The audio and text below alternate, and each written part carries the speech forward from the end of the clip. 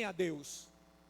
E quando nós falamos que reconhecemos o poder de Deus, a sua grandeza, a sua maravilha, a sua soberania, não é? O seu amor, a sua graça, a sua misericórdia, sua justiça, então nós temos que fazer o quê? Se fazemos isso, se glorificamos e exaltamos ao Senhor de todo o nosso coração, então nós procuramos viver conforme os seus princípios.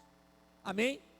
Então, diante dos versos, o salmista, ele expressa reconhecimento da grandeza de Deus.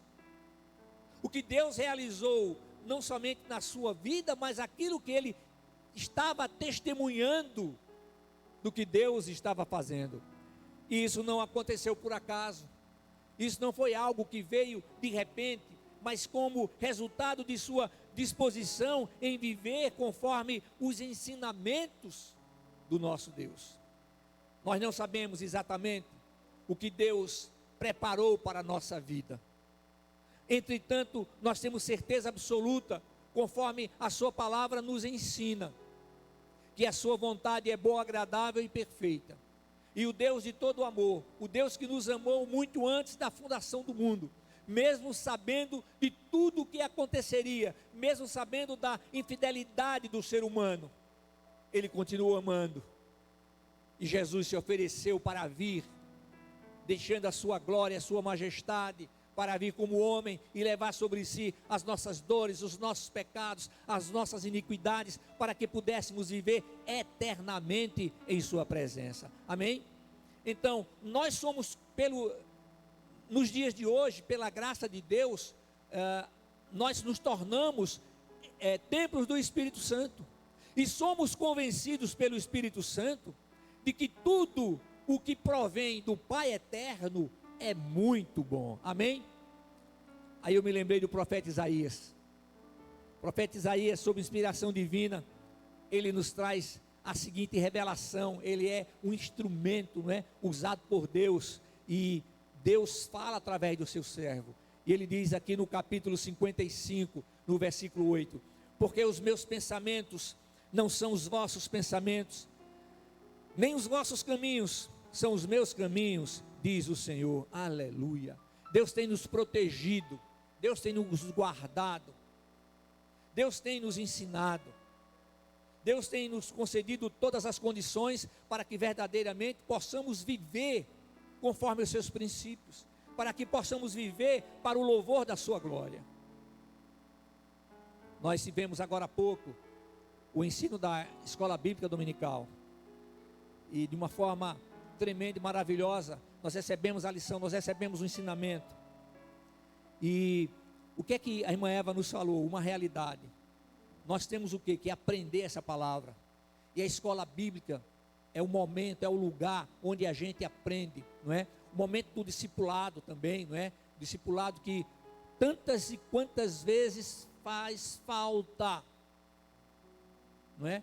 Porque o não conhecimento, o não conhecer a palavra, tem levado a muitos a saírem do caminho, a saírem do caminho que é Jesus Cristo, se deixando muitas vezes influenciar por doutrinas que não tem nada a ver com a doutrina bíblica, mas que tem simplesmente uma aparência, mas na sua realidade não contém a doutrina do Deus eterno. E eu digo sinceramente, irmãos, é preciso pensar seriamente sobre isso, né? Uma forma onde possamos aumentar mesmo esse discipulado, de uma forma onde o ensinamento ele seja ainda mais, não estou dizendo que não é eficiente, mas ainda mais eficiente. Amém? Irmãos, os planos e os propósitos do Senhor são únicos, e tem como objetivo maior que estejamos vivendo em sua presença, desfrutando das bênçãos que são destinadas, que são determinadas, que são dadas para aqueles que estão em Cristo Jesus. É isso. Aí me faz lembrar do povo lá no Egito, né? O povo que estava cativeiro no Egito. O povo sai do cativeiro e vai para o deserto, e o povo sabia exatamente quando tinha que levantar acampamento, porque a nuvem que os protegia, ela começava a sair do lugar. Então é hora de levantar acampamento. Ou seja, o povo não ia para onde queria, mas para onde a nuvem determinava que fosse. Nós podemos dizer naturalmente, com toda certeza, que andar sob a direção de Deus não significa como um guarda-chuva, uma sombrinha, que a gente arma e vai para onde quer, não. E saber exatamente aquilo que o Senhor quer, somente através da sua palavra, somente através dos seus princípios, amém? Então, meus amados irmãos, o Criador, através da sua palavra, Ele nos tem feito conhecer os seus princípios, para que estejamos eternamente em sua presença. Agora, irmãos, eu sempre tenho falado que há necessidade de que estejamos vivendo sob a perspectiva da eternidade.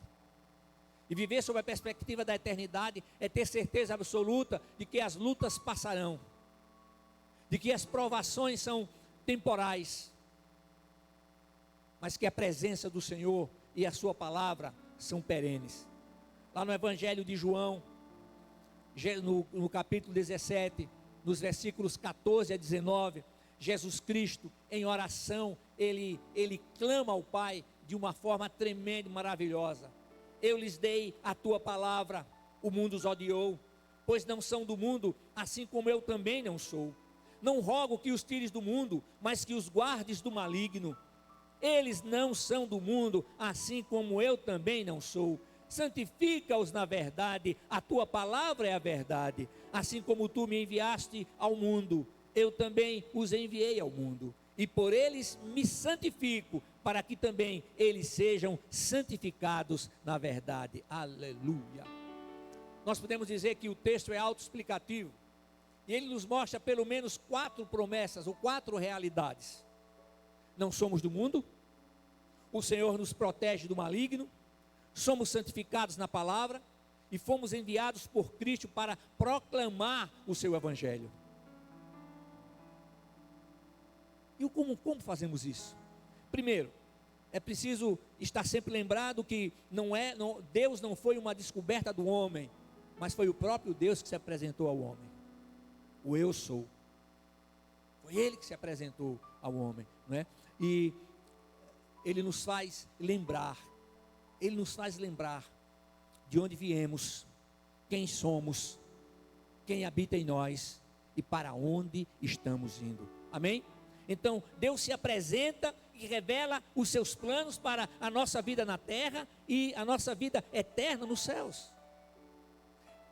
Em nosso texto básico, o salmista fala consigo e espera uma resposta, e eu posso dizer que ele espera uma resposta vinda do seu próprio espírito, do mais profundo do seu ser. É como se fizesse uma análise pessoal e profunda da sua vida. É muito fácil questionar a vida dos outros, é muito fácil questionar o comportamento dos outros, mas o Senhor nos ensina que precisamos estar acordados, no sentido daquilo que planejamos, daquilo que pensamos, daquilo que falamos e daquilo que fazemos. Cada um verificando a sua própria vida. Ou seja, o Senhor nos ensina que é preciso viver segundo o seu Santo Espírito. Amém? E aí, o que é que nós temos? O homem sem Cristo, o homem sem o conhecimento da palavra, e muitos têm o conhecimento, mas não abrem o coração para que o Senhor entre e que o Senhor reine. Então, o conhecimento da palavra deve nos fazer parar, pensar sobre a verdade bíblica e passar a viver em submissão ao Espírito de Deus. Sabem, meus amados irmãos, somente em Cristo nós somos libertos das cadeias do pecado e livres para vivermos em novidade de vida. O que nos impede, o que impede ao ser humano é o pecado. Deus faz algo tremendo. Ele separa o seu amor à criatura do seu pecado. Ele ama, mas ele não compactua com o pecado. E amar, irmãos, não significa acobertar o pecado. Não vou acobertar por amor. Não. Se tem amor, tem que chegar junto. Chegar junto em amor também. E falar, e transmitir aquilo, e orar juntos, é como a palavra nos ensina. A recomendação de Jesus qual é? A recomendação de Jesus é que devemos orar, devemos vigiar e orar em todo o tempo. Escrevendo aos Romanos, o apóstolo Paulo, sob inspiração divina, ele nos diz: alegrai-vos na esperança, sede pacientes na tribulação, perseverai na oração. Romanos capítulo 12, versículo 12. Eu vou repetir: alegrai-vos na esperança. Nos alegramos na nossa esperança, que é Cristo. O mundo diz que a esperança é a última que morre, e nós dizemos não, a nossa esperança já venceu a morte, a nossa esperança venceu o inferno, a nossa esperança venceu o pecado, a nossa esperança é viva, ela ressuscitou ao terceiro dia, com as chaves da morte e do inferno. A nossa esperança é Cristo, aleluia. Alegrai-vos na esperança, sede pacientes na tribulação. Pacientes na tribulação. Mas às vezes a gente fica impaciente e quer adiantar algumas coisas. Às vezes a gente imagina que as coisas elas podem andar num ritmo maior, num passo maior, mas tem que ser naquilo que o Senhor tem determinado para nós, para a sua igreja, não é? Então, pacientes na tribulação, na certeza que a tribulação vai passar, e perseverai na oração. Irmãos, uma das coisas, eu digo o seguinte, são 3 coisas que nós não pode faltar na nossa vida: a palavra, a oração e o jejum. A oração, há poder no nome de Jesus, e quando nós oramos, o céu é aberto e o Senhor nos responde. É isso, irmãos. Nós temos o exemplo da igreja na Coreia, como vivia aquele país, e aquelas pessoas, todas as madrugadas se reúnem na igreja para orar pelo seu país. Nós estamos numa situação onde a igreja, como um todo, no Brasil, cada uma no seu lugar, no seu templo, precisa orar, apresentando a nossa nação, apresentando o nosso Brasil, para que possamos continuar tendo liberdade de culto, liberdade de ir e vir. A falta de respeito à Constituição. A Constituição é rasgada pelo STF todos os dias. Fazem o que querem. Impedem a nós o direito de ir e vir. Declara que a igreja não é essencial. Então os governantes vão e estipulam, só pode 30%.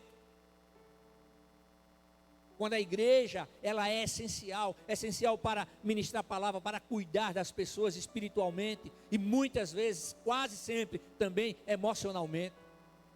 Então nós precisamos estar orando, irmãos. Nós precisamos nos juntar. É preciso acordar. Eu não sei qual o abalo que precisa ter para que nós estejamos acordados, vigiando e orando, irmãos. A palavra não é só orar, é vigiar e orar, ou seja, agir, ação e oração, irmãos.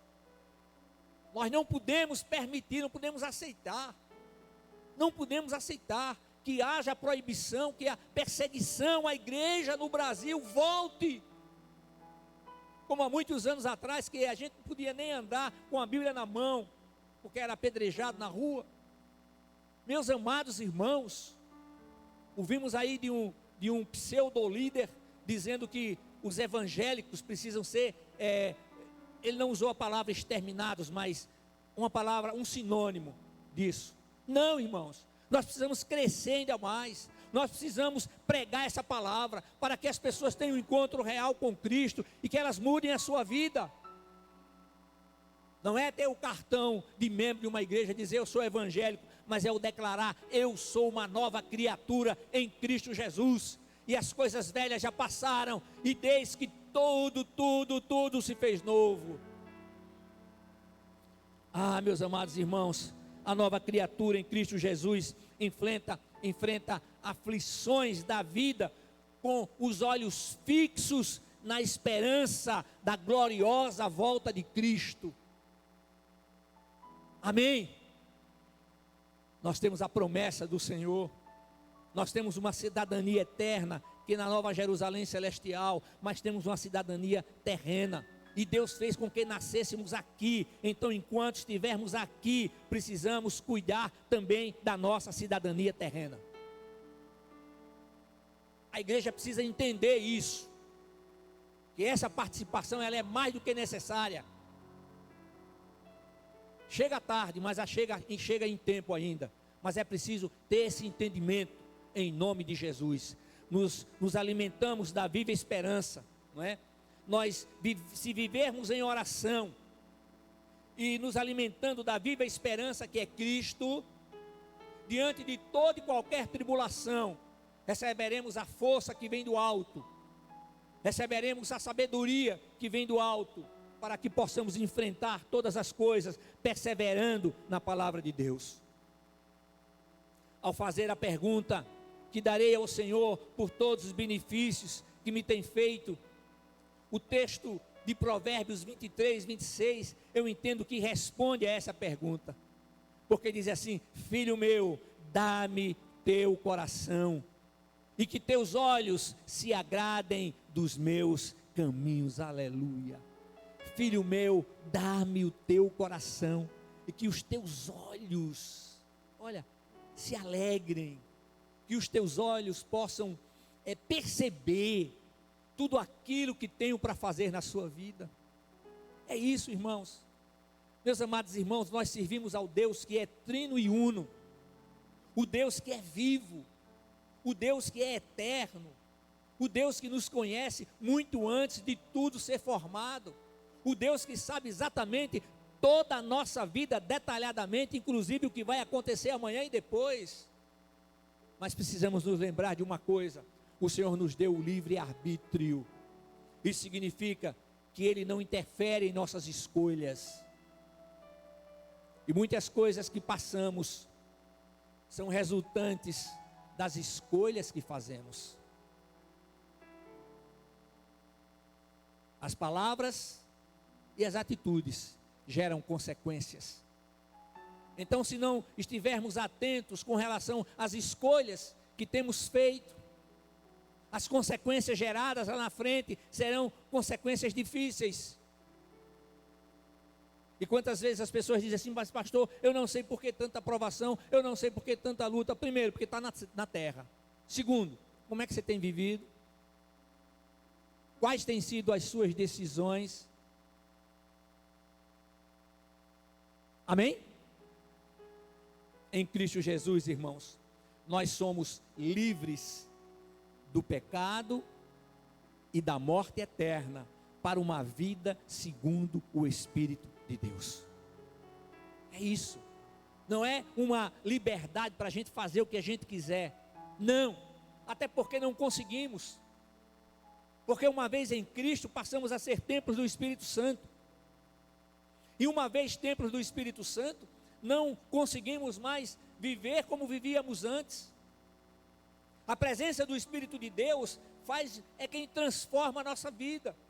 Não são os pastores, não é a igreja, não, é o Espírito Santo de Deus que age em nosso ser.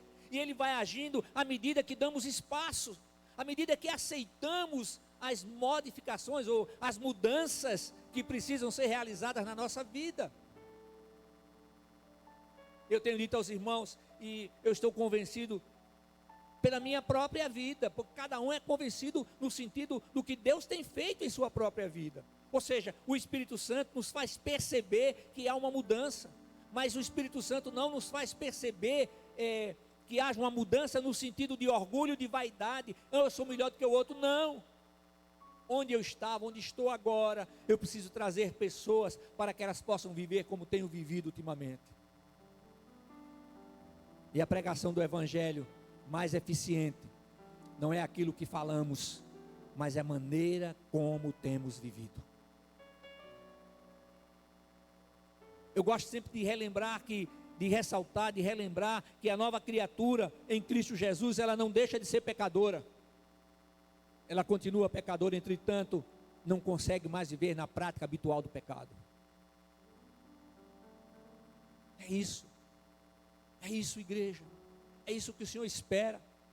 Ele sabe das nossas limitações.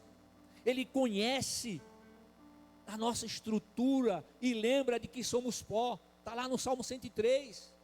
Deus usa Davi para dizer isso. Então ele lembra da nossa estrutura. Ele não requer dos seus filhos absolutamente nada que não possamos fazer. Ele trabalha para que tenhamos a mente de Cristo. Ter a mente de Cristo não é saber o que Cristo sabe. Ter a mente de Cristo significa conhecer a sua palavra e estar determinado a viver conforme os seus princípios. É isso. O Senhor quer que tenhamos a mente de Cristo. Ele trabalha em nossa vida para que o nosso caráter seja transformado, para que tenhamos um caráter semelhante ao caráter de Cristo Jesus. Aí você diz assim, mas isso é impossível igualar. É, mas precisamos nos aproximar o máximo possível. Ou seja, precisamos nos distanciar de tudo aquilo que nos separa de Deus. Precisamos nos distanciar de tudo aquilo que impede que tenhamos uma comunhão real com o Senhor. E essa comunhão não pode ser algo que se declara. Irmãos, Deus não suporta uma liturgia morta, onde se apresenta uma coisa, mas se vive outra. Nós não podemos impedir que os pensamentos cheguem, mas podemos impedir que eles permaneçam. E o Senhor nos faz perceber logo se aquilo vem de Deus ou não vem de Deus. Deixa eu dar um exemplo bem prático, tá?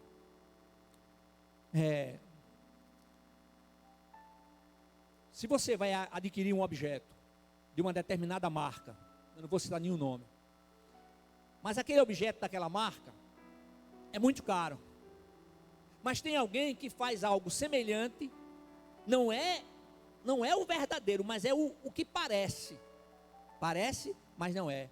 Aí se você compra, se você adquire, você está contribuindo com o engano, você está contribuindo com a bandidagem que existe aí fora. Eu não posso comprar o iPhone da marca tal, eu compro da outra marca.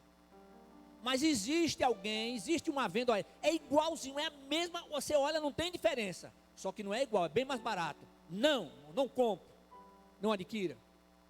Eu me lembro que uma vez eu vim aí pelo beco, aí vinha um rapaz com um carro cheio de CDs na época, né? CDs evangélicos, e vinha tocando. Aí eu parei e digo, e aí meu amigo, tudo em ordem? Ele, tudo certo. Eu disse, e como é o negócio aí? Ele disse, não, estou aqui vendendo. Eu digo, sim, mas como é que você fez? Você comprou? Não, eu copiei. Ah, você copiou. E você? Aí disse, mas eu sou, olha pastor, eu sou evangélico. Ah, você me conhece, que bom. Você é de qual igreja? Aí ele disse na igreja, me diga uma coisa, seu pastor sabe que você está fazendo isso? Você sabe que isso é roubo? Pastor, não, estou ganhando o meu pão. Não, você não pode ganhar o seu pão com algo ilícito. Entenderam, irmãos? Entenderam como o inimigo vem sorrateiramente? E a gente não pode se deixar, mas pastor, mas eu não posso comprar o CD original, vou dizer na época, né? Não posso comprar, eu vou comprar o quê? Esse aqui que foi copiado? Não, irmão, não pode não. Isso é roubo. Entenderam, irmãos? Então é isso que é a nossa vida. A nossa vida não pode ter lugar para coisas que nos separem, que nos afastem dos propósitos de Deus. Que afinal de contas, Ele entregou a sua vida por nós. A vida do seu Filho unigênito, que deixando a sua glória, a sua majestade, veio ao mundo em forma de homem, em carne e sangue, teve fome, teve sede, teve cansaço, precisou dormir, precisou descansar, em tudo foi tentado, mas em nada cedeu à tentação, e Ele venceu a tentação com a palavra, amém?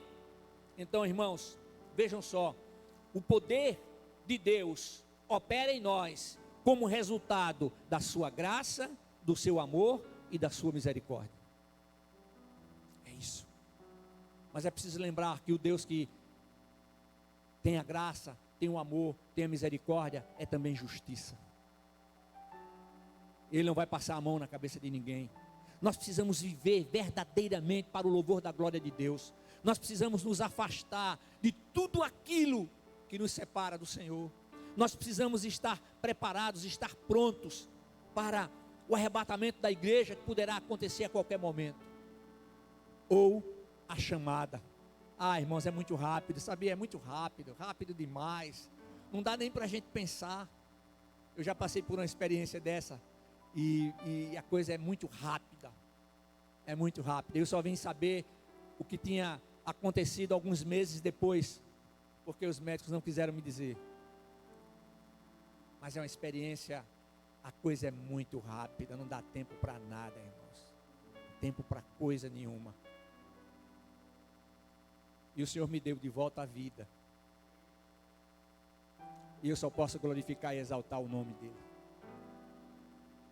Ele tem planos para você, Ele tem promessas para a sua vida, amém?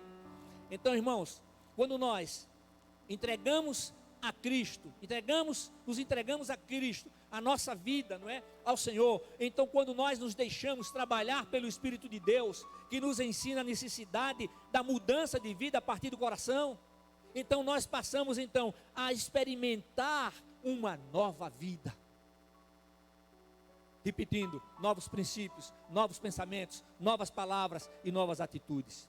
E o apóstolo Paulo, sob inspiração divina, ele escreveu lá em Gálatas 5, 22 e 23, texto que todos nós conhecemos muito bem, quando ele diz: mas o fruto do Espírito é amor, alegria, paz, paciência, benignidade, bondade, fidelidade, amabilidade e domínio próprio. Contra essas coisas não existe lei.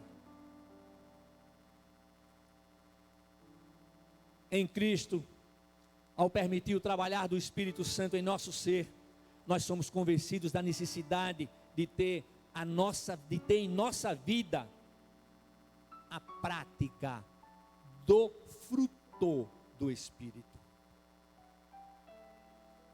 Então, irmãos, a cada momento, diante da presença do Espírito de Deus habitando em nosso ser, não por merecimento, mas como resultado da entrega do nosso coração ao Senhor, como resultado da graça incomparável de Deus, ao seu amor e à sua misericórdia, não é? Nós somos levados a fazer o quê? A mortificar o velho homem.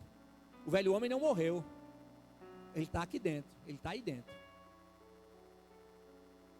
E se alimentar o velho homem, ele vai levantar muito mais forte, pior, N vezes pior do que era antes.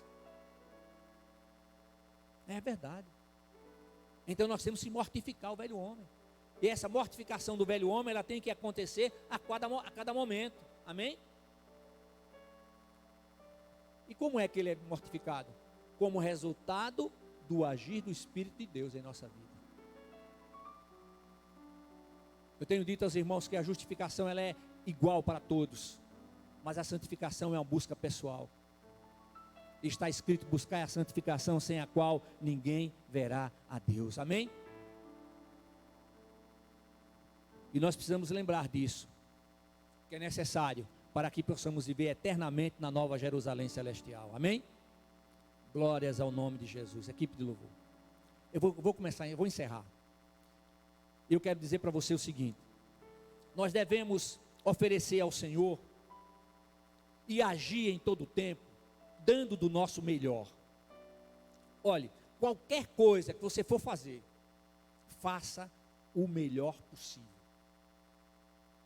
Não para passar ou ser melhor do que alguém, não. Eu vou fazer o melhor. Olha, irmãos, todas as vezes que eu vou preparar uma mensagem, que eu vou pregar, dar uma palavra, eu penso: e se for a última? Então eu tenho que falar tudo aquilo que o Senhor tem colocado no meu coração para falar. Entenderam? Então é isso, nós temos que fazer do nosso melhor. O nosso melhor para o outro pode ser algo insignificante, mas Deus conhece o nosso coração. Existem muitos irmãos aqui que pregam bem melhor do que eu, que conhecem até mais do que eu. Mas o Senhor me colocou aqui como pastor porque Ele quis, e eu não sei qual foi a razão. É o improvável. O almoço é improvável para o homem, e Deus vai e coloca, porque Ele é Deus, porque é Ele quem capacita, porque é Ele quem faz. porque é Ele quem dirige quando nós abrimos o nosso coração e verdadeiramente deixamos que isso aconteça. Aleluia. Então, meus amados irmãos, o tempo e as circunstâncias jamais irão interferir nos propósitos divinos para com seus filhos. Amém.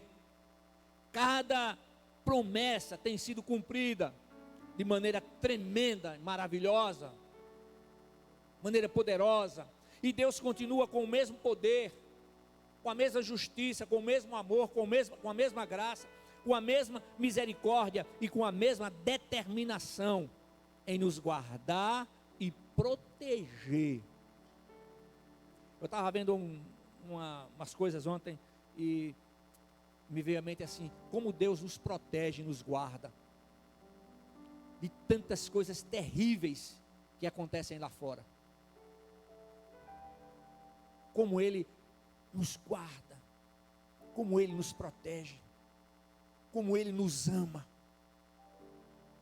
A rocha eterna continuará nos sustentando e concedendo todas as condições para que possamos a cada momento ratificar o nosso compromisso com aquele que tem nos concedido a vida.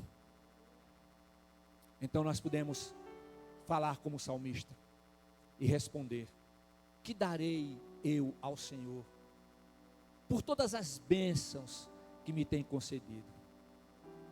Eu dou o meu coração, eu dou a minha vida. Que não seja mais eu, mas que seja o Senhor. Que não seja mais a minha vontade, mas a vontade do Senhor. Porque quando é a nossa vontade, existe um vazio, mas quando é a vontade do Senhor, existe um cheio, existe algo completo, uma paz, uma tranquilidade, aquela certeza de que foi realizado melhor. Que possamos viver assim todos os dias da nossa vida, em nome de Jesus, amém. Fiquemos todos de pé, adoremos ao Senhor. Porque todo que há dentro de mim necessita ser mudado.